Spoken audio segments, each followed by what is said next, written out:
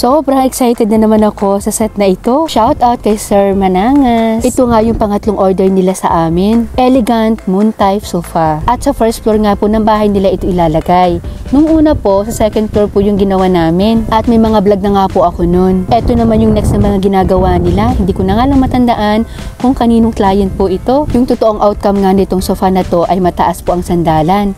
Kaya lang dahil customized naman po kami, pinababaan po ng kliyente namin. Ang ganda nito kapag ka nabalutan na. Ganda pa ng materyales. And after 1 week ay ito naman po yung ganap noong dineliver na namin. And shoutout nga pala kay Kuya Jun. Siya nga pala po yung driver namin ngayon. Ang smooth nga lang na biyahin namin ng mga oras na yan. At pagdating nga namin dito kay Sir Manangas ay wala nang patumpik-tumpik pa. Pinalabas ko na kaagad yung old sofa nila at yan ay dadalhin naman namin sa kapatid ni Sir. Sabi ko nga sa kanila, double time kami sapagkat dahil because umuulan-ulan po ng mga oras na yan. Fabric pa naman yung ginamit namin sa bagong sofa nila. Habang nag-video nga ako dito ay tinitingnan ko tong curtain nila.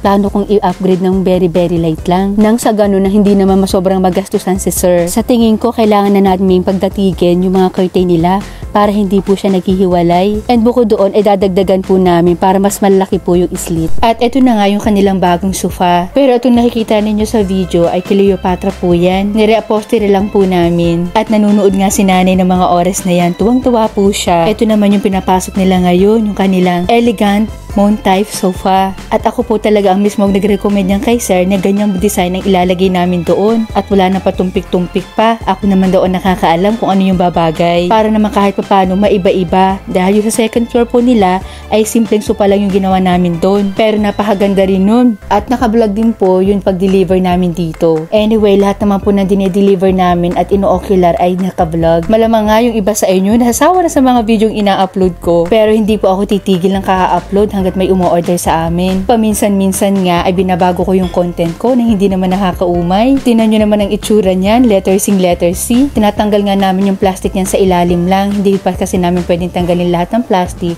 dahil fabric po at wala pa po ang may-ari ng bahay. Pinapa-double check ko rin yung mga paa niyan, mga ibang parts na lalo na kapag inuupuan na walang langit-ngit. Ang ganda-ganda ng sopang to chillers. Marami na po kaming ginawa nito. At syempre, hindi mawawala yung mga freebies na yan, no? Ginawa rin namin bilog. Kung tutuusin po talaga, dapat may hati po yung sofa nila. Kaya lang sabi ko, gagawin na natin ng paraan na walang hati para mas maganda yung outcome. Chinek namin mabuti, lalo-lalo na yung paglagay doon sa truck. Dahil sa pinto naman po ng bahay nila ay walang kaproblema dahil malaki. Sayang nga lang, hindi ko sa inyong papakita talaga yung pinakang outcome. Ang ganda rin po ng cover na pinagamit sa amin dyan ni Sir. Lalo na kapag nalagyan ng carpet ito, napakaganda nito chillers. Ang sarap tumambay dito. Pero para sa akin, ang may-recommend ko pong carpet dito ay brown. Pasensya na nga pala kayo sa mga alaga ko. Habang nag-voice over ako, nakikisabay sila. At ito nga po yung curtain na sinasabi ko sa inyo. Tingnan nyo, hiwa-hiwalay. Pagkatapos nga niyan, ay dumiretso nga kami sa kapatid ni Sir. At dito nga po namin dadalhin yung sala set. Kalayuan nga lang po yung lugar nila, pero okay lang dahil ginaid naman kami ni Sir. Sa totoo lang, mahirap din po kasi talaga maghanap ng location. Hindi naman po kasi lahat na detect ng Google or Waze. At nakakatuwa nga itong doggy na to nung makita ko. Napakabait niya. Gusto niya lumabas at makipaglaro. At para nga sa akin ay mas nag-match itong sala set na to